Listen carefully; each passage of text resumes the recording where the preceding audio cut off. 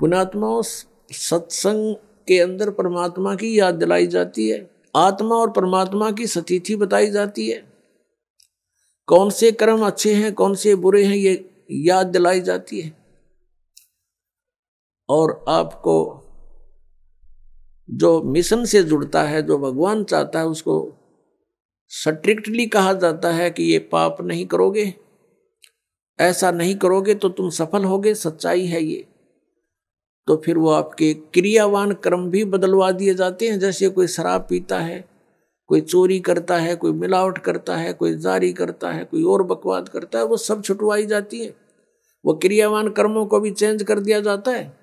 प्रारब्ध के अंदर आपकी किस्मत में कोई जबरदस्त दुख है, उसको भी परमात्मा हल्का करके नाश कर देते हैं।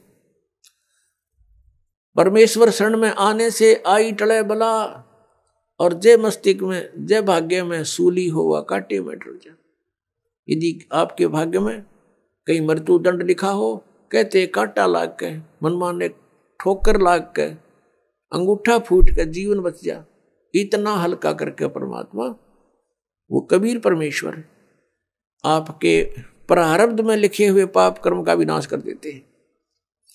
और संचित जो कर्म आपके वहां रखे हैं डिपॉजिट, उसका भी नाश कर देते हैं।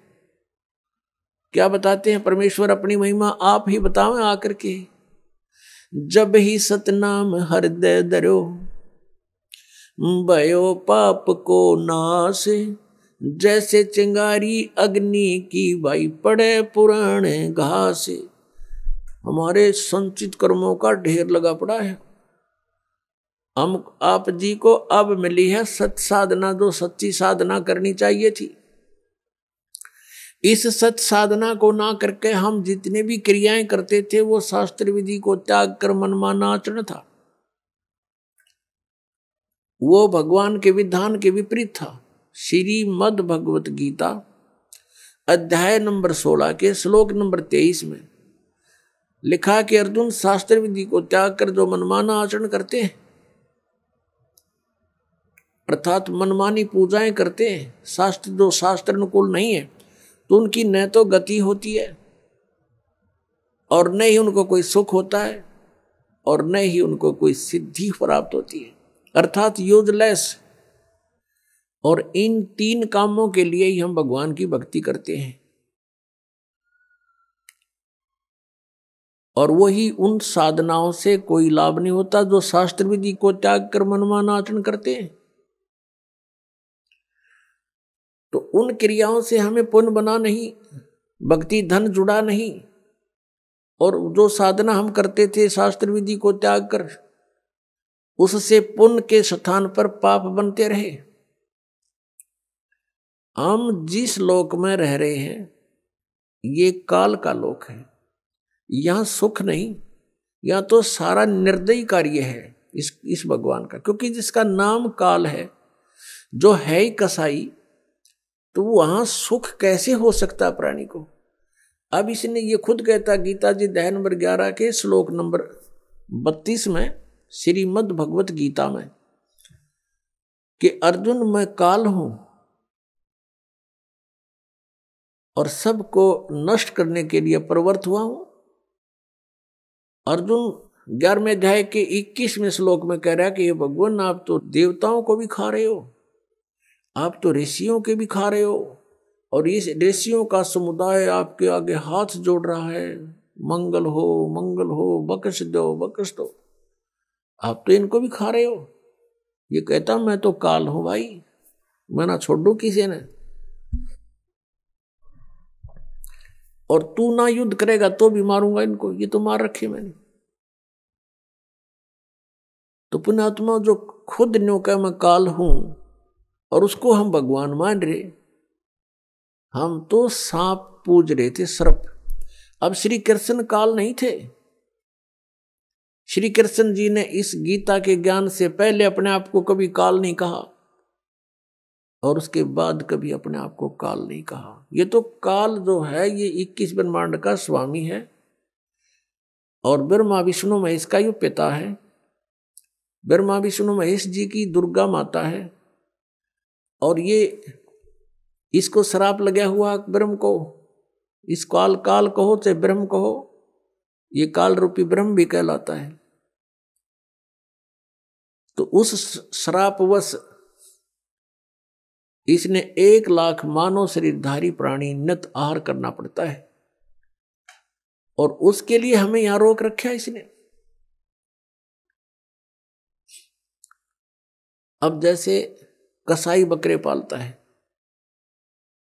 उन बकरों को सब सुविधाएं तो देता है वो, जैसे एक चारों तरफ से उनको बाड़ बना दी, कोई हिंसक पक्षी पशु और ना खा जाए उनको, और चरागाह बनवा दिया उनके लिए, घास फूस बोझड़े झाड़ उड़ा खूब उत्पन्न हो गए, एक तालाब बनवा दिया, एक शेड डलवा दिया घास फूस का यानी झोंपड़ी, सर्दी लगे तो उसमें आ जाएं, वर्षा आवे तो उसके नीचे खड़े हो जाएं, और चारा खूब बढ़िया उनके लिए उपस्थित होता है। अब वो बकरे ये सोचते हैं कि हमारा जो मालिक है कितना अच्छा है, कैसी सुविधाएं हमें दे रखी है, घास दे रखा है खाने को, चरागाह दे रखे हैं और तालाब बनवा रखा है।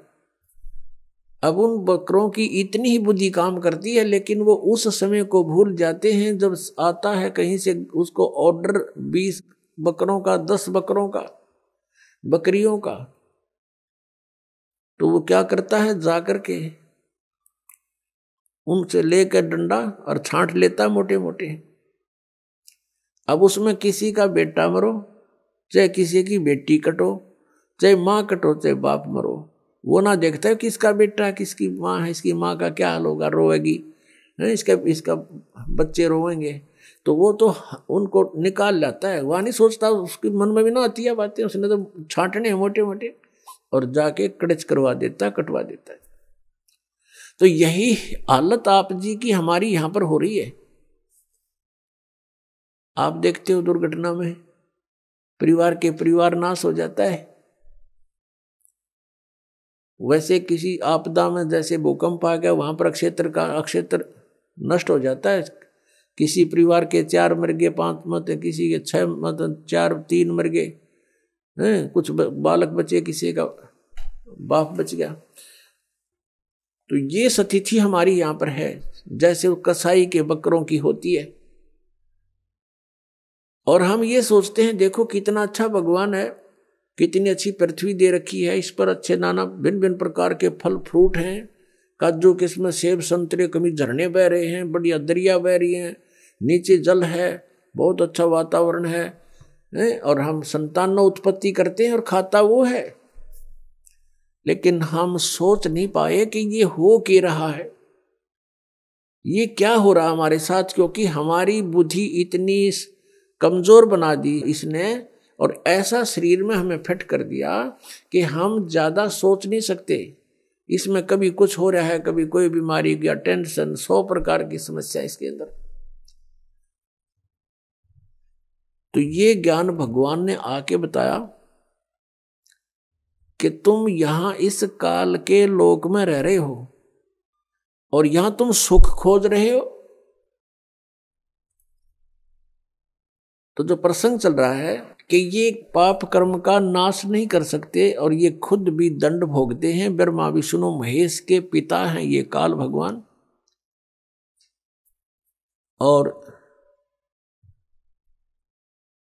जो शास्त्र विधि को त्याग का मनमाना आचरण करते हैं,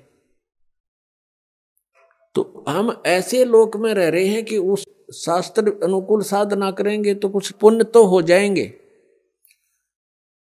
लेकिन पाप भी पैरेलल होंगे तो वो अलग से लिखे जाते हैं। जब तक हम परम पूज्य कबीर देव परमेश्वर की शरण में नहीं आते, और वो भी परम संत के माध्यम से, नकली संतों से भी परमात्मा से कनेक्ट नहीं हो सकोगे, चाहे वो कबीर पंथी भी कहलाते हैं, क्योंकि उनके पास वो मंत्र नहीं है जिससे परमात्मा हमें लाभ दे सकता है।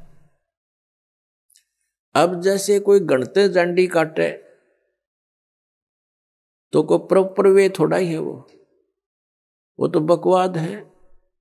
जांडी काटनी है तो तिखा कुआड़ा चाहिए, कट्टा कट कर दे 1 घंटे में साफ, और उस गणका लगा रहे होते 10 दिन तक कंडे मोर होले। तो साधन ठीक हो परमात्मा के पाने का, परमात्मा मिलेंगे।